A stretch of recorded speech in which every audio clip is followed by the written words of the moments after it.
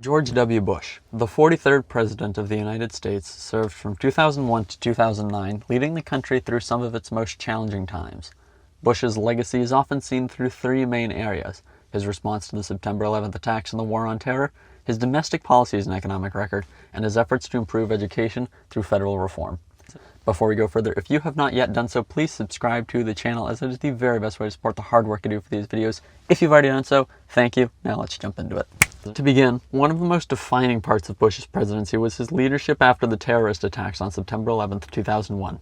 In response, he launched the War on Terror, which included the invasion of Afghanistan to remove the Taliban and weaken al-Qaeda. Later, his administration invaded Iraq in 2003, believing Saddam Hussein had weapons of mass destruction, though these weapons were never found. These wars deeply affected global politics and U.S. foreign relations for decades. Many Americans supported Bush's decisive actions at first, but the conflicts dragged on. Public opinion became divided, and the events of 9/11 and the resulting wars remained central to his legacy. Second, on the home front, Bush's economic policies in response to the financial challenges were also key aspects of his presidency. He passed large tax cuts and he believed would stimulate the economy and help working Americans. However, critics argued that these cuts mainly benefited the wealthy and increased the national debt. Toward the end of his presidency, the country faced the Great Recession, one of the worst economic crises since the 1930s. While Bush approved emergency measures to stabilize the financial system, such as the bank bailout plan, the recession only greater hurt his popularity and overshadowed much of his domestic record.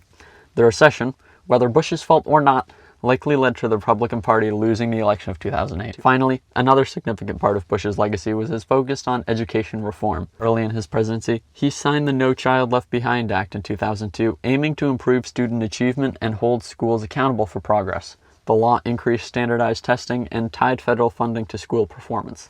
Supporters praised Bush for trying to close the education gap and bring higher standards to schools. However, many teachers, education experts, later criticized the law for overemphasizing testing. Despite its controversy, No Child Left Behind influenced education policy for many years.